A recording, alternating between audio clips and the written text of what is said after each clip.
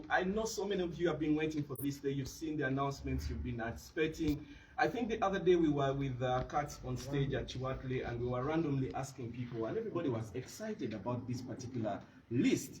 It started as a joke, and of course, you know, it has turned out to be something that everybody, every artist, every industry stakeholder looks out for to see who is on the list of Bebecool 2022, 2021, and of course, next year also. Abambalimba na konti Bebecool nange nteka ku listi, Mapemba Kashiba Mkamanyako ne Crystal Panda, as well as so many other artists. But of course, many times the people that have not featured, or the ones that have featured, bavamu kone bagamba te zebra chiwanjogedeko voti, wachiwantadeko voti, wachisiriko, and all that stuff, like any award ceremony. But to give you a background about this industry, the awards in this country, Zagena Nizikolachi, Nizifa. And the artists used not to respect or give honor to those accolades. So lists like people like from Bebecool, people that are industry stakeholders, people that have formed the foundation of this urban music industry, forms a great authority in the music industry. And that's why they take this list very, very seriously. And that's as NBS, as Next Media, we were like, no, we can't just let the list, you know, just be unveiled just like that. Let's bring you a live broadcast, live on your television, on NBS, on Sanyuka, and all the other platforms. My name is Douglas Ranga, TV host, NBS After 5 and NBS Catch Up, and I'm doing this with the one Schofield case. Prison break. Prison break. Aboluganda bavuge mwa. Aboluganda tubaniriza nyombera enjawulo yenzeka oli Isaac Kaiza Teta Biduduma. Happy 2023. Douglas Noah Menjino tuli one for Bebecool's list. Awards and awards Gambia Kozagena and Zifa, but eventually Bebecool Naja. This is the 4th edition. We hosted the first 2 editions. For sure. I hosted the 3rd one, and we are hosting this together. Yeah. And I'm very proud to be part of this today, because unlike Omako Gwede Yangamba, this time round Zigenda Bantino, Sibia accolade, you're posting social media. Yes. This time round, I'm going to take an investment around 1.5 to 2 billion shillings. Wow. That is. Na yulira mungena ndawusu balabika ayogedde kalebule. But it was press conference yatondeke chiwacho lezachikona konti agenda baba wa mayumba era mixed feelings nizijja ne bagamba Big Says Bebecool ye ajjawa okwagala kuno kwonna afuna industry muno tugeze nakola estate tugeze ngaola ministers village over Montina nateka artist village artist of the year 2022 2023 ngabeerira nyowe but n'ennyumba ezennyini zajjako terms and conditions. Yes. That is, welcome to the Bebecool list. Omusajja tumuyina, 1st January 2023. We want to wish you a happy new year. If you made it, give thanks, thank God. To the artists, it means a great deal. We are going to start with just a few minutes abali ku NBS. Nawe tunavaako tugenda genda wali kusanyuka. Ate tujja ku streaming ako ne page ya Bebecool ne page za Sanyuka TV, but we are also live and direct on Afro Mobile. So oba olaba oba tolaba gama muna downloading Afro Mobile, subscribing asobola okulaba the official unveil of the Bebecool list. I know it's going to form a lot of conversations after this. But Bebecool, happy new year and welcome. Thank you. Tutandikire, let's start by reviewing this year. Yes. But in your eyes as an artist, well, first and foremost, of course, Somwaka Gubadem so simple as a result of the previous 2 years, but that is a general effect. There has been a lot of replanning, though there has been a lot of good and bad. Naenga, there's been people who have worked so much, no matter what hardships they tried in the 2 years. You know, sanga techiri music moka, sanga sports, sanga sectors nyingi tera waliwo abafubye bo ebya COVID tobibabuli never performing. So it's been fairly okay. Economically, as a country, you all know what we made the economy, but it's a general thing, and it teaches us again that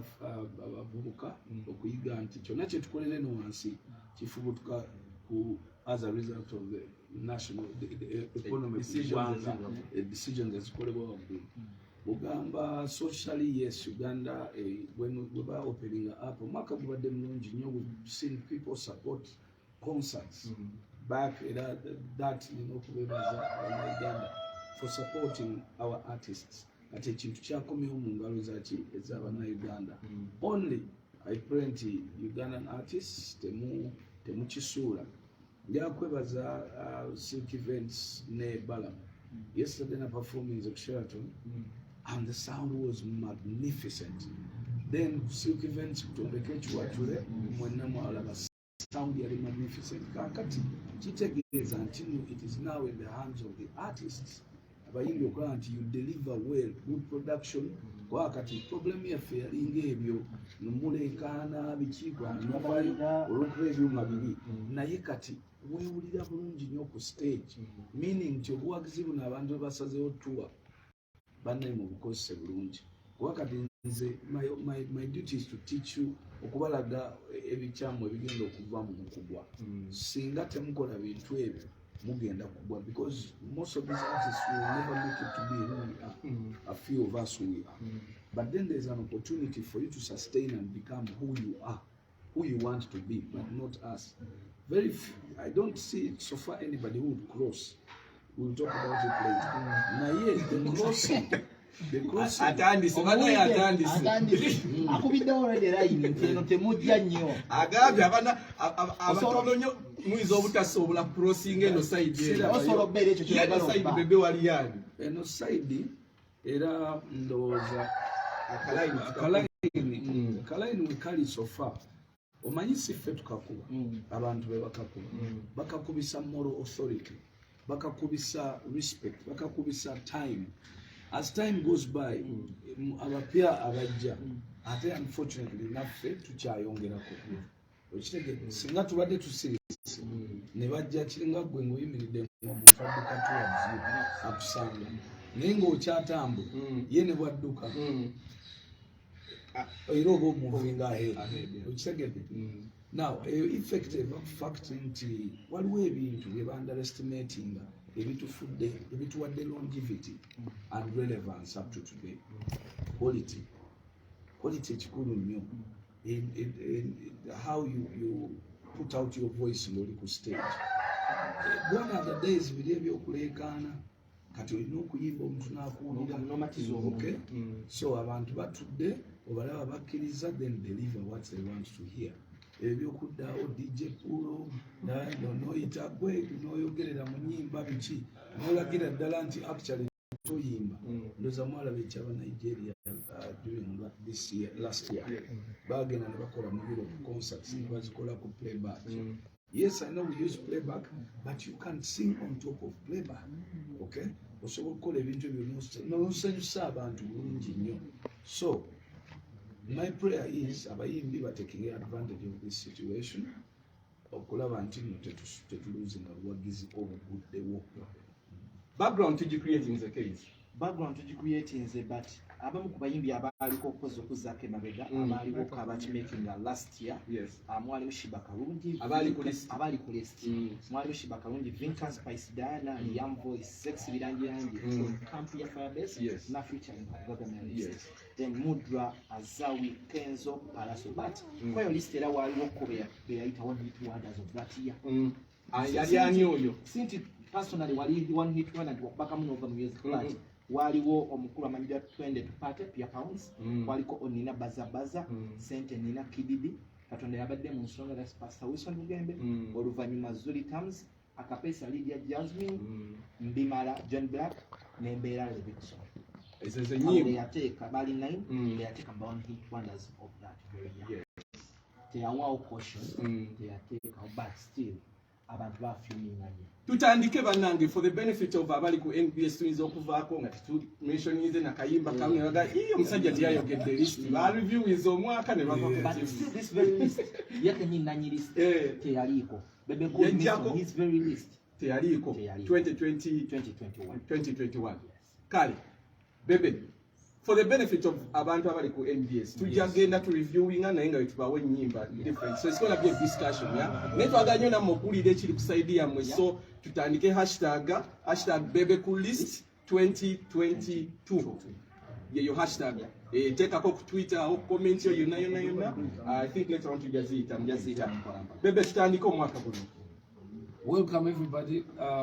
Again, I have to remind you the only reason why I feel I should do this list.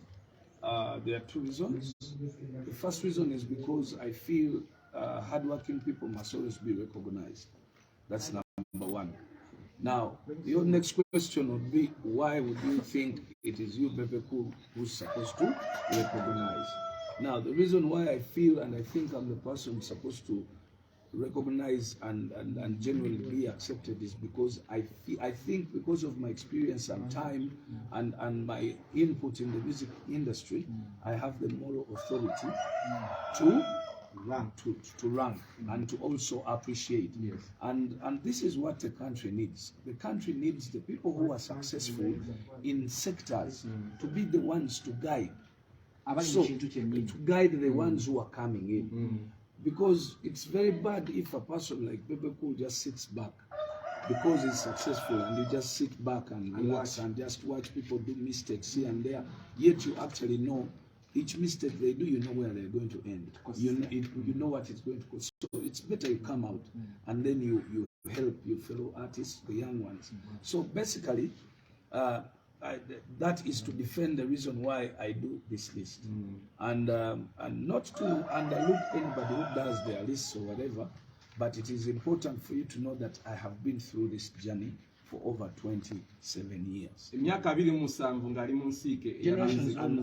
Yes, exactly. Yeah, experience. Natandika nga ndi mu times ez'okubeera eyo nga olaba baragadi nga ba star, ba prim and proper, ba raga boys, that generation evaawo eyaba chance eyo yali ya tabu, prim and proper yali tabu, bayimbiranga only ku Sheraton ku ballroom.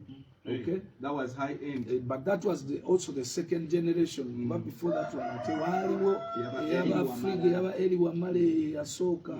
Kati eyo nali muto nnyo nali sigirimu as an artist.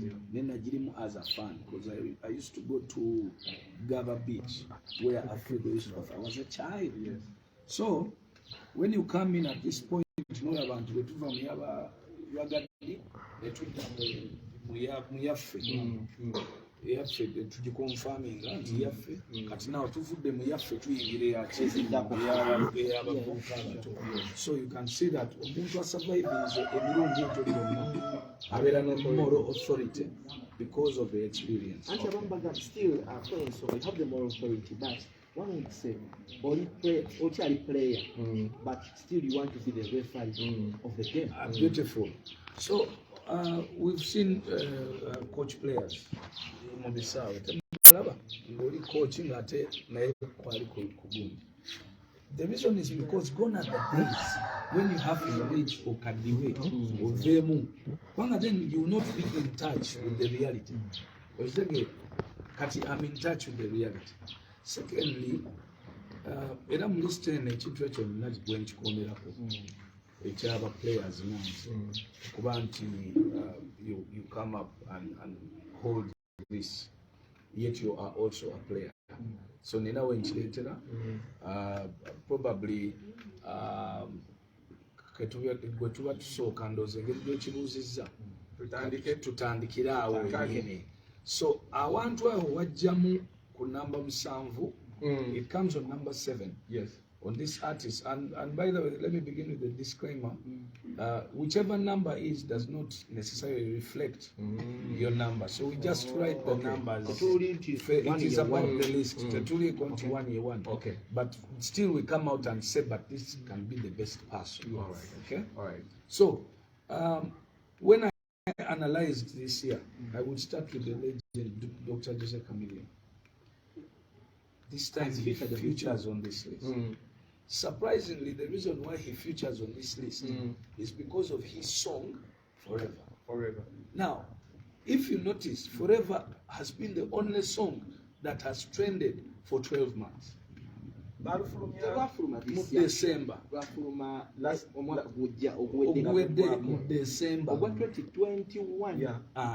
December. So this list this time, we decided to consider the songs that is from December, Nezikwata, January. Rasta nga tetuneyongerayo njagala nsibula abali ku MBS.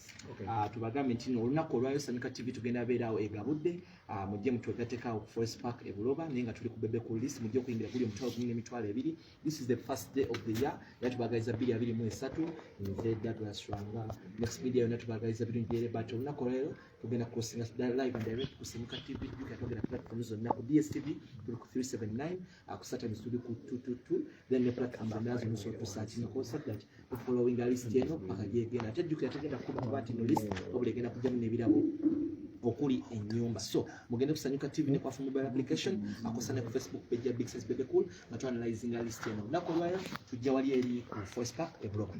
Yes, Rasta toyonge. So to Dr. Jose Chameleon.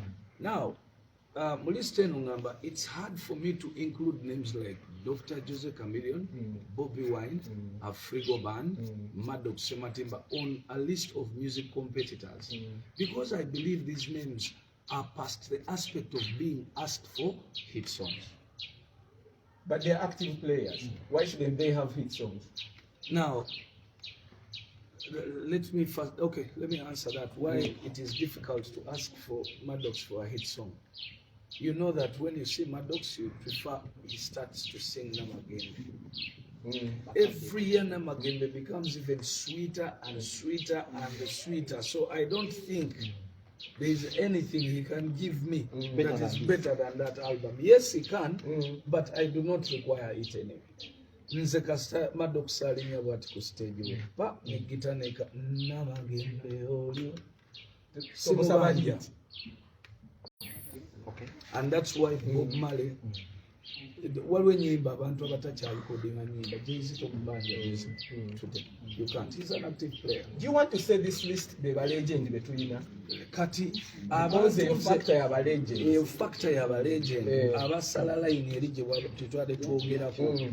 Today as I speak njagala kubabulira abaganda bange nti Dr. Jose Chameleon, Bebecool ne Bobby Wine si be bantu bojja okusaba hit song. Because at any sport when we choose to make the hit song, we can. But again, our fans are requesting us to perform the old songs. Nadala new generation empyate yawulira nnyo nnyimba ezo. Okay? Secondly, when those songs come up to play again, wow. Now we can kenyini tuziwulira nti they're sounding newer. But that brings the aspect. Why do you think Chameleon, his song trended for 12 months at Eluwa? The expertise kwegamba abantu bakugamba nti it's okay tofaayo ekyo kitumala ne bwotatuwa we are okay.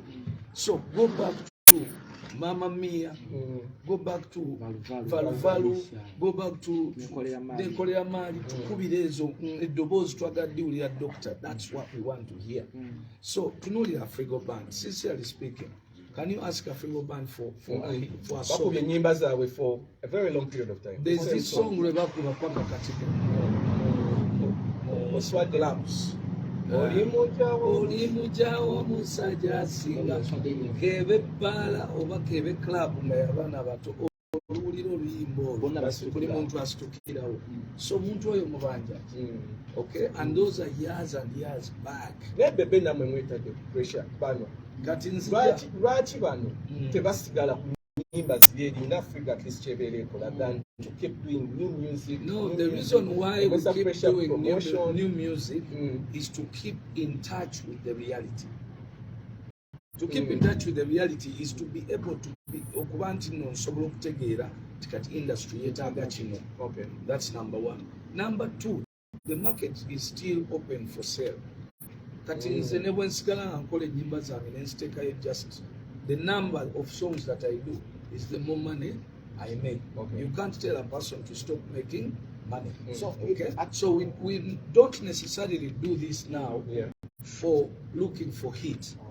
We now necessarily do this because we want to keep making more money. That answers my question, Jemane Kubuza. Until now, you don't feel any pressure from these young kids, the talent, Abana, Bato, no Yanti Gune, the Atade. Charlie, but the Chibin, singa bayimbi ngaffe tufuna bitengo kuba because already we know that is just like a period of time. Last year yazirina leero si yazirina. So kati lwaki nkweraliikirira gwazirina leero ng'enkya tujja kuba nazo. So you don't lose ate nga nze mbaddewo for over 25 years trending among the top 4. I don't lose. No big artist should lose sleep or feel pressure over young artists making hit songs or getting awards. Tobagambye kubeera lezo obwana bujje bubayitekaawo. No. Tebulina we busobola kuyita waliwo gate muganda. Waliwo gate. Mwe mujja. Tulina platform nga TikTok biki obwana bufubutukeeyo. Kati nga we bufubutuka era bwe bubula. The problem is ngawe bufubutuka era enkyuka noonya kasajja kattu oba tewakawa magezi ne kaswe nga tokyakalabako. Because woyogera ku gate eyo kyali waffe yakola a successful concert Gravity omuntu n'agamba naye kati abutebalina kibatugamba baddeyo mu faamu zaabwe bagende balime balabirire abazzukulu. Gravity yayogera ignorantly. I hope ekigambo ignorant akebera dictionary n'ategeera kyekitegeeza obutamanya anti wabiseera ebisinga abantu bayinza okulowooza nti ovuma naye kiri mu luzungu obutamanya yayogera mu butamanya byali ayogerako. Otherwise mu context yakiteekerawo singa Gravity ayinawo kabanka akagenda okulabirira abaana baffe ngaba nga atuweeza omwezi atujjanjaba mu malwaliro ffe tufaayo tuba tusobola okuva mu nsiike ne tukola ki ne tutuula ku faamu zaffe naye entitlement eyo simanyi gye bagijja abavubuka ebagamba nti bo be balina okusigala mu nsiike. Ekyo kikyamu era ekyo kiri ignorance lwansonga nti tosobola kugamba muntu nti gwerekerawo okuyimba kati ekiseera kyaffe gwe watutandisa. So embeera nagiraba era yalaba ekyamu kimuviiramu era n'omwaka guggwako nga musuubiza nti tasobola kulinnya Dr. Chameleon walinya when it comes nga tusazeewo okuperforming oba wenninnya tokyamikono okubuukabuuka omusajja Gravity walinya but for us nze nkubuulira for us that is good. Kati gwe kyoba okola bwerinnyawo wendi bwe mba nsazeewo nti nange leero eno sho ngitwala tulinnyewo just tubeera tuzizzaako buzza mabega nogaayo enfaati nze kati nkuze ate njala okubagamba n'obusente kati bwe tupafomingira tebukyatuwa nnyo maanyi obwo buwaaba abaana bato amaanyi okubuuka n'agenda ku luufu naye kati omuntu nga bebe onsasudde miliyoni 10 oyo nsuubira okubuuka ng'eri bawizikidi bali mu mitwalo 3 aga $1 kati gweoyagala nze mbuke ku miliyoni 5 yambuke ku luufu kati naye ekyo that's how actually you move from state to state by understanding things. Then the expectations z'abantu waliwo kati we baagala okulaba ebintu waliwo ebintu bye batusuubiramu kati nze ate tebakyansuubira kubuuka paka ku luufu baagala okulaba tuli mu cruise point. Now abayimbi bano b'emissionings bagiyita cruise point. Cruising bucruising emotoka onyize pesa abalina emotoka enzungu ovuga n'otuuka nga oluguudo luli straight tewuli kasozi tewali kaserengeta onyiga bunyizi pesa steering nesigalawo n'omuliro n'otalinnyako negenda mayiro nga 5 ng'ecruisinga yokka tetuliko. Abali mu cruisinga Jose Chameleon, Bebecool, Bobby Wine, Afrigo Band, Maddox. Now this aspect of legacies and old music seems to serve their fans enough, okay? But fans it seems to serve their fans enough with no demand for new songs or better songs, okay? So the song Chameleon's song can also this year it is among the songs that I would say it would compete for song of the year because up to today it is trending. I hope I'm not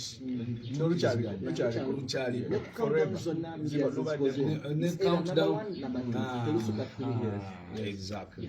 So that is Jose Chameleon. So tutandise no limbo lusooka ku Bebecool list, that is Jose Chameleon forever. Take note. Yes. Tugende ku luddako. Ate ye remember nti oyo mwogeddeko oluyimba lumu naye ab'oluyimba olumu sitera kuboogerako mbateeka buteesiwa eri wansi mu single hit.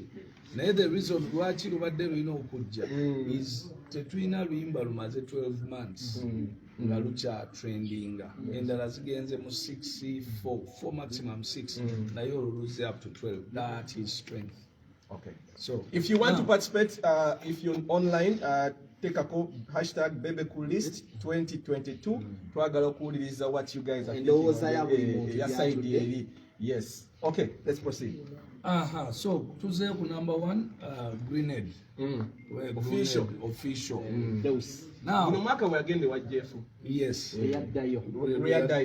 Yaliyoko. Yes, yaliyo initially. Nafuluma. Kati ate after Shiba quitting, nakomao Jeff nakumya naleetwa nakumyawo Pinky, then nateekako ku side alone. Okay. So Grenade this year ayina ennyimba picha babandana ne embuzi n'ente. Now, absolutely, these are the reasons why Bebecool has to do this list. Because of such guys. Because of this boy. This kid used to come in ngatukuba ku mabala. Wali ku amnesia. Ngoyo mwana street kid. Nga mutona nnyo yadde ayimirira bweru. The video naye we yajjira. You can't recognize him.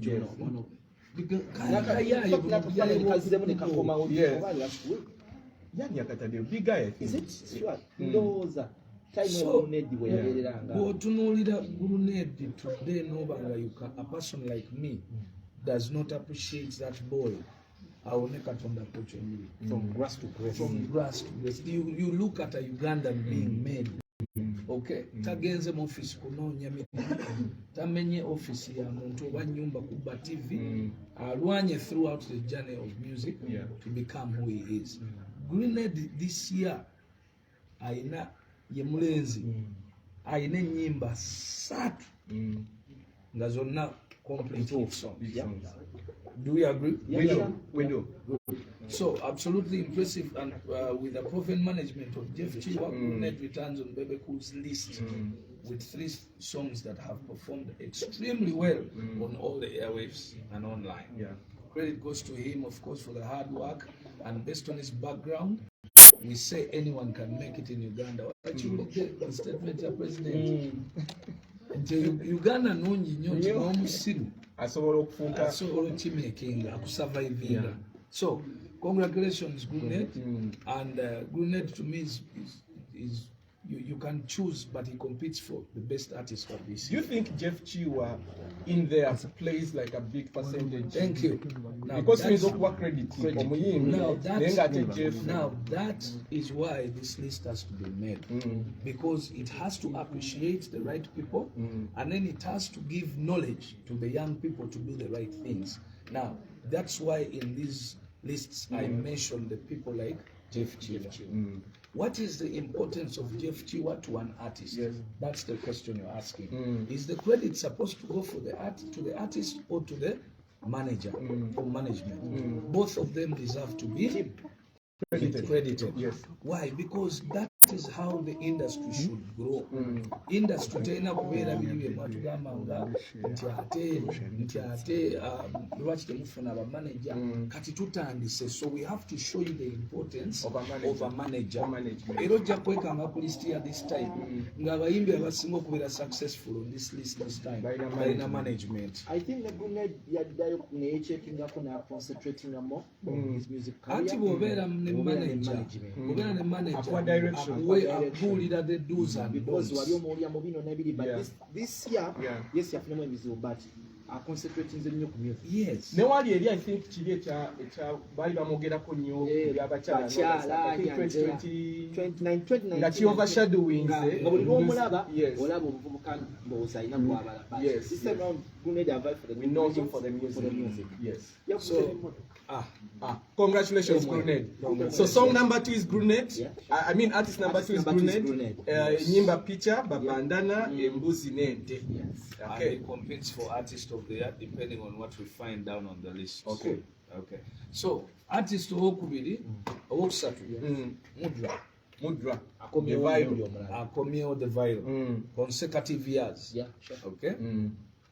Last year Lunette yaliko yali kuli naye ate last year Mudra yajja kunkuloga last year kati Mudra yajja ne muyayo last year akomye. So Mudra of course naye ali under management. Management ye erimu abantu nga batano bakola ebintu different. Yes, Mudra mulenzi muto akyalina mu bitawanya here and there, but Mudra has maintained. Aina featuring Shiba ne Balo Balo, which is now the biggest song. Okay, era tusobola okugamba nti it competes for winning song of the year. Omwana ono ojjukira ali songwriter akyali oba kyawandikira n'abantu yastoppingako for now yastoppingako okujja ng'oli kyaliwo ennyo wakuwandiikira kaloka sita to break through yawandika oluyimba lwe then yali mu kuwandika lwokuba teyali tafuna direct cash n'agamba no let me get it wekanendeyo ddala mu field nkyekolere. You can be multi-purpose. Tekina buzibu. You can stay writing. Era is this same year producer Ronnie. Yeah, venture last year 2020. Yes. Okay. Mudra. Kale, Mudra number 3 enyimba featuring Shiba ne Balo Balo. Tubulire kucholooza enyimba twakakuwa abayimbi twakakuwa abasatu. Yes. But remember Mudra also has been the most trending artist. Ebe byawukana. Trending. Ku TikTok. Bwogatta byonna wamu overall. Buli sawa abeera alina ekintu ku Mudra, either performance oba TikTok oluyimba lwe statement oba kino. So he has been so lucky that abantu basweepinze into him. So that is a very, very crucial issue for artists. Magezi g'ekikugowa omwana oyo okusigala oba n'acrossing akali akalayini kewataddewo lwaka twagala kulaba kubano Grenade ne Mudra abo babiri potential ki gye balina ocrossing akalayini okujja eno.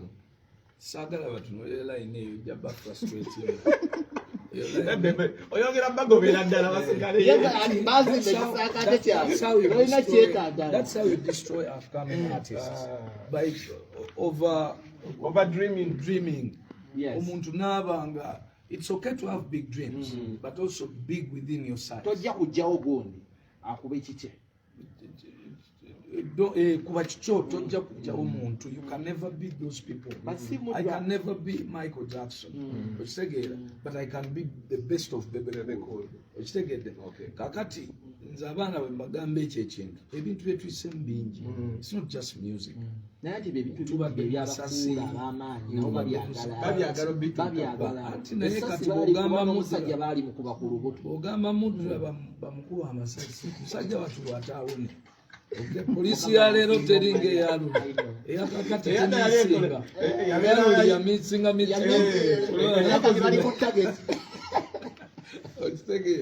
bw'ogamba Mudra agende mu ndongo negulavite gundi ajja bagoba kyalibagaabayayi mubajjewo temubaleetawa. So ate Kamili yayombanga n'akuba buli muntu ki ne Bebe twakubagananga naye ng'enkeera nga kyali atuleka ne tuyingira. It's because twali tujjudde. We were full at that time. Nga ate ne industry was designed to accept that feud. Okay? At that time nga bikola obudde obwo. Then until when we faded it off, nga tutegedde nti kati the concentration y'abantu tugikola ki all they need is music. At that time concentration yali nnyo kuba Bakongo kuba Jamaica kati nga tusika abantu eriyo. Of course we didn't organize the fights naye byatuyamba okujja attention ku bali bonna emboozi nefuuka ffe kati emboozi wefuuka ffe abantu ne bagamba mukale kati temulwana kati muyimbe tuyimba tugenda ku muyimbi omulala nga temunnagenda kati tufune ku comments z'abantu manyi tuyinza okwogera ffekka ng'abantu bagenze mu luwummula. Tulina JC agamba surely this was Grenade's year But Forever by Chameleon, Siri Regular by Spice Diana, and Maje by Azawi have to be the songs of the year on the Bebecool list. There is DJ Harvey who says, I'm waiting for the breakthrough artist of the year. Godwin who says, Bebecool, good list for the legends, but maybe Juliana should make that. She keeps flowing without new music. We all enjoy her old music. Actually, Juliana and Irene, they just the reason why I didn't put them is because there's a way ladies are just naturally accepted to be who they are. Ekiwako zibeera nnyo kufa abasajja simanyi lwaki. So that's why era kyangu wanza okuneminga, but my mistake that Juliana and Irene should be in those, because we have not yet gotten anybody who can sing and satisfy like those ladies. On Agambi, I love Bebecool so much, but I don't think he should be on that list this year, like last year.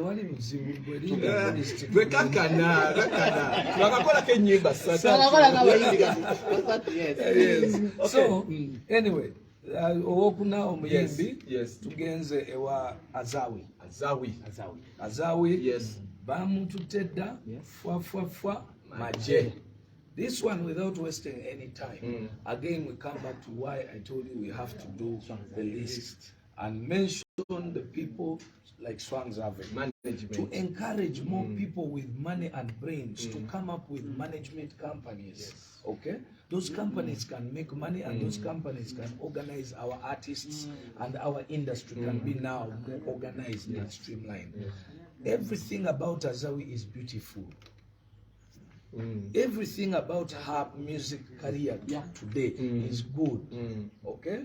Nti bamutegeka esimu bagikuba jangu ebifaananyi ne bagamba ogenda ku site ku luno okola video eno, ne bagamba genda ogenda kola interview eno, ne bagamba interview eyo presenter tumubuuza ebibuuzo bino ogenda mubuuza. So that's what we mean by Swang's Avenue. Actually, today I would say Swang's Avenue is the best management company we have here in East Africa. I would ask, Bebecool, where did you fail the top three, Bebecool, Bobby Wine, and Chameleon?